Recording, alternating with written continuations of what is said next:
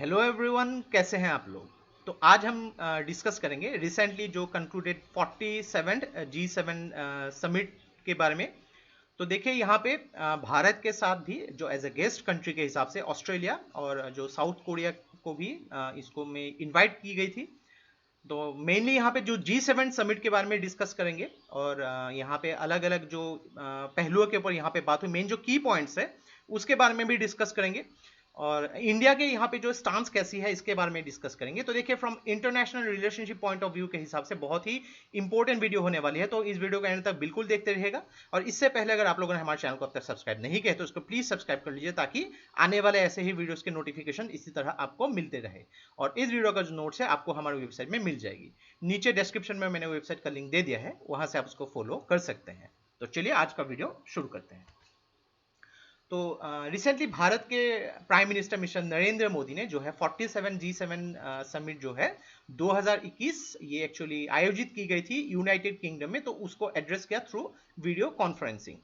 तो कुछ दिन पहले G7 नेशंस के जो फाइनेंस मिनिस्टर्स के भी समिट वहां पे आयोजित हुई थी।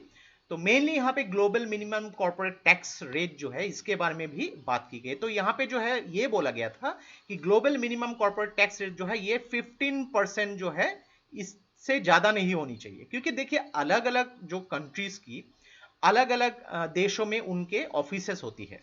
तो यहाँ पे देखिए कि जो ऑफिसेस जो होती है यहाँ पे, तो इसमें अगर कॉर्पोरेट टैक्स रेट बहुत ज़्यादा भी बढ़ गई तो इसका इफेक्ट उस कंट्री दोनों के बीच में पड़ेगा और ग्लोबली भी उसका इम्पैक्ट ज़्यादा पड़ सकता है। तो काफ़ी इसको जो है कंट्रोल में लाने के लिए भी यहाँ पे बात हुई।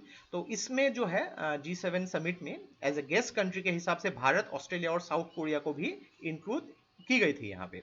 और ये जो है समिट 2021 का ये एक्चुअली आयोजित की गई थी यूनाइटेड किंगडम में। और एक्चुअली 2019 में जो है G7 समिट ये फ्रांस के बियारिट्ज में आयोजित हुई थी, लेकिन पिछले साल 2020 का जो समिट एक्चुअली होने वाला था ये आयोजित नहीं हो पाई because of the corona pandemic. ये यूएस में होने वाला था लेकिन इसको आयोजित नहीं कर पाया गया। तो आप यहाँ पे जैसे कि देख सकते हैं भारत के प्रधानमंत्री मिस्टर नरेंद्र मोदी अलग अलग देशों के राष्ट्रप्रधान को यहाँ पे एड्रेस कर रहे हैं। आप देखेंगे यूके के प्राइम मिनिस्टर हैं यहाँ पे बोरिस जॉनसन, साउथ कोरिया के प्रेसिडेंट मून जाइन है, फ्रांस के president Emmanuel Macron, South Africa के प्रेसिडेंट है यहाँ पे, ऑस्ट्रेलिया के प्राइम मिनिस्टर, जापान के प्राइम मिनिस्टर है यहाँ पे, कनाडा के प्राइम मिनिस्टर जस्टिन ट्रूडो भी है यहाँ पे, जर्मन चांसलर एंजेला मर्केल भी है यहाँ पे, यूएस के प्रेसिडेंट जो बिडेन भी मौजूद है। तो अलग अलग देशों के जो है यहाँ पे राष्ट्रप्रधान के साथ भी काफी कुछ यहाँ बात हुई है। तो मेनली यहाँ पे जो की पॉइंट्स है उसके बारे में डिस्कस करने से पहले जो है ग्रुप ऑफ 7 जो है G7 इसके बारे में थोड़ा जान लेते हैं कि ये जो है एक इंटर गवर्नमेंटल ऑर्गेनाइजेशन है और जो स्थापित हुई थी 1975 में। तो मेनली यहाँ पे देखिए अलग अलग जो ग्लोबली इंपॉर्टेंट इश्यूज है जैसे कि इकोनॉमिक गवर्नेंस हो गई, यहाँ पे इंटरनेशनल सिक्योरिटी से रिलेटेड बात हो गई, एनर्जी पॉलिसी इससे रिलेटेड काफी कुछ चीजों के ऊपर यहाँ पे जो है बात हुई थी।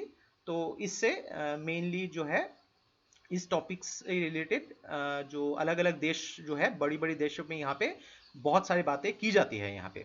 और मेनली जो G7 कंट्रीज में UK, Canada, France, Germany, Italy, Japan और यूएस ये 7 कंट्रीज मौजूद होती है और उसके साथ भी अलग अलग देशों के राष्ट्रप्रधान को भी एज ए गेस्ट के हिसाब से यहाँ पे इनवाइट की जाती है, उन लोग के साथ भी बातें होती है यहाँ पे। तो एक चीज देखिए कि G7 कंट्रीज की कुछ भी यहाँ पे फॉर्मल कॉन्स्टिट्यूशन नहीं है और फिक्स्ड हेडक्वार्टर्स भी नहीं है। तो यहाँ पे जो भी डिसीजन ली जाती है यहाँ पे तो वो एक्चुअली एनुअल समिट्स में ली जाती है, लेकिन ये बाइंडिंग नहीं है कि देशों को मानना ही पड़ेगा, ऐसा कुछ बात नहीं होती है।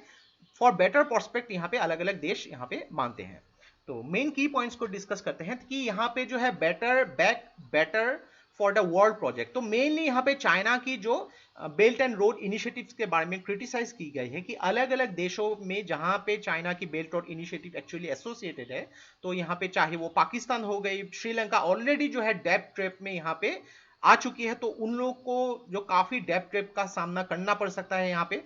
तो ये जो है इसमें जो है इटली भी एक्चुअली इटली ने भी अपनी मंजूरी दे दी थी यहाँ पे, जो भी G7 एक कंट्री भी है, तो इसके बारे में भी काफी क्रिटिसाइज हुई थी। डेमोक्रेसीज 11, तो 11 अलग अलग पॉइंट्स जो है यहाँ पे एक्सटर्नल एग्रेशन हो गई, यहाँ पे पॉलिटिकली जो इंटरनेट को शट डाउन की जाती है, जो फ्रीडम ऑफ स्पीच को यहाँ पे जो है कंट्रोल की जाती है, तो इस पहलू पे जो है ओपन सोसाइटीज के बारे में यहाँ पे बात हो गई थी।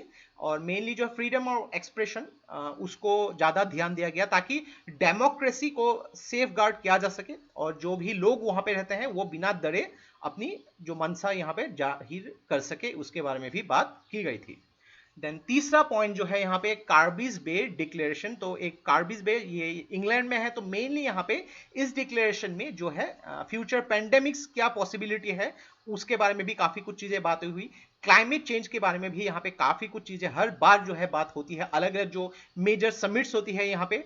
तो बायोडाइवर्सिटी को रिवर्स करने के लिए जो है 2030 तक जो है ये एक्चुअली जो है 2030 तक ये जो लॉस नहीं होनी चाहिए उसको जो रिवर्स करनी चाहिए, ये कुछ भी इनिशिएटिव्स लिए गए हैं यहाँ पे। नेट जीरो कार्बन एमिशंस जो है ये 2050 तक जो है इसको जो है खत्म करनी चाहिए, यानी कि जीरो, जितना कार्बन एमिट हो रहा है उतना कार्बन सिंक भी होनी चाहिए। तो उसके लिए ग्रीनरी जो है फैलानी चाहिए, इसके बारे में भी बात हो रही थी यहाँ पे। 2050 तक जो है इसको न्यूट्रल कर दिया जाएगा, तो ऐसी बात भी की गई। चाइना के रिलेटेड यहाँ पे काफी कुछ चीजें बातें हुई, चाहे वो ह्यूमन राइट्स हो या फिर फंडामेंटल फ्रीडम्स हो। यहाँ पे जो सिंजियांग प्रोविंस में उइगर मुस्लिम कम्युनिटी के साथ वहाँ पे की जाती है। हांगकांग के जो एक्स्ट्रा ट्रेडिशन बिल है यहाँ पे, या फिर साउथ चाइना सी में जो आसियान कंट्रीज के साथ भी चाइना की जो उलझन है उसके बारे में भी काफी कुछ चीजें बात हुई। और अगर बात करेंगे यहाँ पे जो स्पेशली जो कोविड की जो ओरिजिन है, तो उससे रिलेटेड भी जो डायलेमा है उससे रिलेटेड भी यहाँ पे बात हुई थी। तो मेनली देखिए कि यहाँ पे जो ट्रांसपेरेंट और जो वर्ल्ड हेल्थ ऑर्गेनाइजेशन की जो चाइना के साथ जो भी कॉन्स्पिरेसी है उसके रिलेटेड भी बात यहाँ पे होनी चाहिए, तो इससे भी बात हुई थी यहाँ पे। और मेनली जो ओरिजिन्स है यहाँ पे उससे रिलेटेड, तो उसको एक ट्रांसपेरेंट स्टडी भी होनी चाहिए, इसके बारे में भी यहाँ पे बात हुई थी। और इंडिया के स्टैंड के बारे में अगर जानेंगे तो देखिए G7 कंट्रीज का ये मानना है कि इंडिया एक नेचुरल एलाय है यहाँ पे। हर टाइम जो भी होस्ट कंट्री है उन लोग के साथ यहाँ पे इंडिया हमेशा कंधे से कंधा मिला के खड़ा होता है। अलग अलग पहलू जैसे कि ऑथोरिटेरियनिज्म यानी कि जो अधिनायकवाद है यहाँ पे, टेररिज्म इंडिया हमेशा उसके खिलाफ में बोलती रहती है। वायलेंट एक्सट्रीमिज्म नहीं होनी चाहिए, डिस इन्फॉर्मेशन नहीं होनी चाहिए जो अलग अलग कंट्रीज अलग अलग देशों के बारे में फैलाती रहती है। इकोनॉमिक जो एक प्रतिबंधकता नहीं होनी चाहिए, इसके बारे में भी इंडिया जो है काफी चीजों के ऊपर बात करती रहती है। और बात करेंगे जो अलग अलग ग्रुप्स के साथ यहाँ पे कोविड वैक्सीन के लिए जो पेटेंट प्रोटेक्शन है उसको भी यहाँ पे आगे बढ़ाने के लिए इंडिया बात करती है। यहाँ पे पेरिस कमिटमेंट जो है, पेरिस अकॉर्ड के हिसाब से 2015 की जो कोप समिट जो है कोप 15 उसमें जो बात हुई थी यहाँ पे, तो इंडिया ओनली एक G20 कमिटेड जिसने अपनी जो कमिटमेंट के साथ यहाँ पे खरी उतरी है यहाँ। और मेनली अगर बात करेंगे डिजिटल टेक्नोलॉजी जो है रिगार्डिंग सोशल इंक्लूजन है और एम्पावरमेंट इन इंडिया, तो उससे रिलेटेड अगर बात होती है तो मेनली देखिए कि सोशल इंक्लूजन और एम्पावरमेंट जो होनी चाहिए यहाँ पे, तो यहाँ जो है डिजिटल टेक्नोलॉजीज के साथ जो कैसे जो सोशल इंक्लूजन करनी चाहिए उससे रिलेटेड इंडिया ने काफी काम किया है। चाहे वो आधार कार्ड हो गई, डायरेक्ट बेनिफिट ट्रांसफर हो गई जो गरीबों के लिए, या फिर जन धन आधार मोबाइल ट्रिनिटी। तो यहाँ पे देखिए सोशल इंक्लूजन थ्रू यहाँ पे डिजिटल टेक्नोलॉजी के साथ भी इंडिया ने काफी काम किया है। तो इंडिया ने भी बहुत सारे चीजों पे जो G7 समिट में एक्चुअली बात होती है उसके लिए इंडिया की भी स्टैंड काफी पॉजिटिव रही है। तो ये था हम लोग का कंप्लीट एनालिसिस जो 2021 का जो G7 समिट एक्चुअली आयोजित की गई थी, तो इसके बारे में हमने इन एंड आउट डिस्कस किया यहाँ पे। और आशा करता है इससे आपको बहुत कुछ चीजें सीखने को मिला होगा। और ये वीडियो अगर आप लोग को अच्छा लगे इसको प्लीज लाइक कीजिए, इसको सब्सक्राइब कीजिए, इसको शेयर कर दीजिए, क्योंकि ऐसे वीडियोस बनाने के लिए हम लोग को बहुत ज्यादा मेहनत और रिसर्च की जरूरत होती है और आप लोग का सपोर्ट हम लोग को बहुत ज्यादा इंस्पायर करता है और भी हार्ड वर्क करने के लिए। तो आज के लिए बस इतना ही, देखते रहिए study guys, take care, thank you and Jai Hind.